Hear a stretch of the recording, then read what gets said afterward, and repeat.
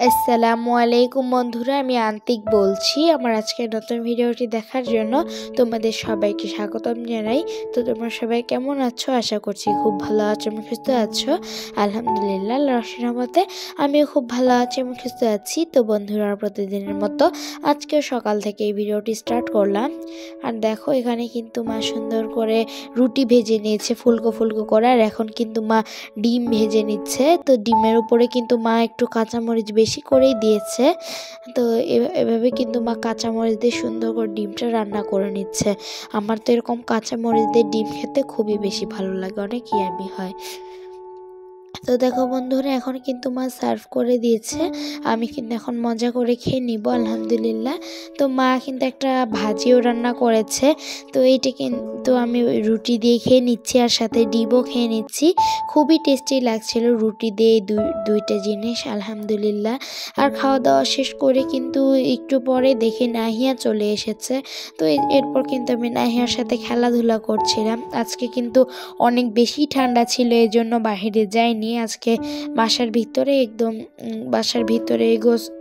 খেলাধুলা করেছি। আর নাহিয়াকে কিন্তু দুপুরে যেতে দিইনি, এই জন্য কিন্তু আমরা একদম রাত পর্যন্ত আনলিমিটেড খেলাধুলা করেছি।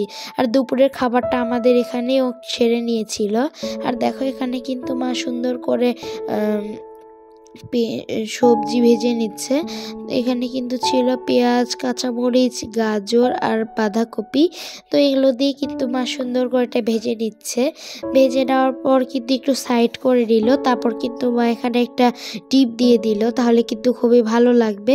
আর স্বাদ মতো লবণ দিয়ে দিয়েছে ডিমের একটা ফ্লেভার আসার জন্য। আর এই সবজির মধ্যে কিন্তু মা ব্যবহার করেছে লবণ, টেস্টিং সল্ট, একটু ম্যাজিক মশলা আর একটু সিরকা।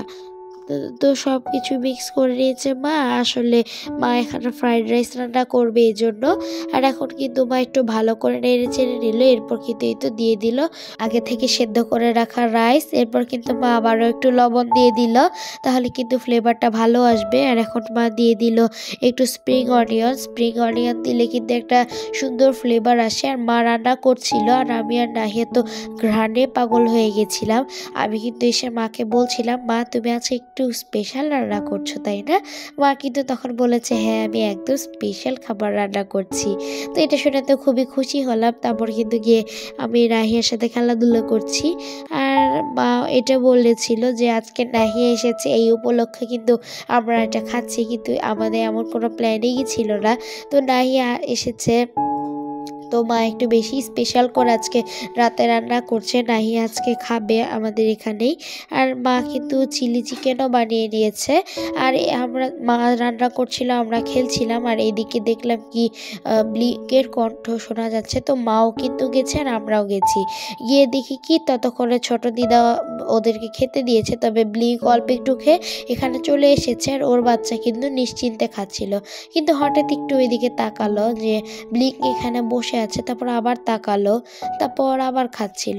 কিন্তু কিছুক্ষণ পর সে একটু চিন্তা করছে যে কি ব্যাপার, মা কেন খাচ্ছে না। তারপর একটু অবাক হয়ে আবারও দেখলো, কিন্তু সে আরেকটু খেলো। খাওয়ার কিছুক্ষণ পরেই সে আবারও কিন্তু এবার সরাসরি তার মায়ের কাছে এসে তার মায়ের কাছে বারবার যাচ্ছে আর বোঝাতে চাচ্ছে যে মা তুমি খাচ্ছ না কেন, প্লিজ মা চলো তুমিও একটু খাও। দেখো কত সুন্দর করে পা ধরে টানছে। দেখো কত কিউট না বাচ্চাটা, নিজের মাকে খাওয়ানোর জন্য এত কিছু করছে। আর ব্লিক তো তাকে বোঝাচ্ছে যে আমার পেট ভরে গেছে, থাক বাবু তুমি খেয়েছো, এতেই আমি খুশি। তো দেখো কত সুন্দর দৃশ্য। এই বাবুটা কিন্তু অনেক ভালো, এর নাম কিন্তু আমরা সিমও দিয়েছি।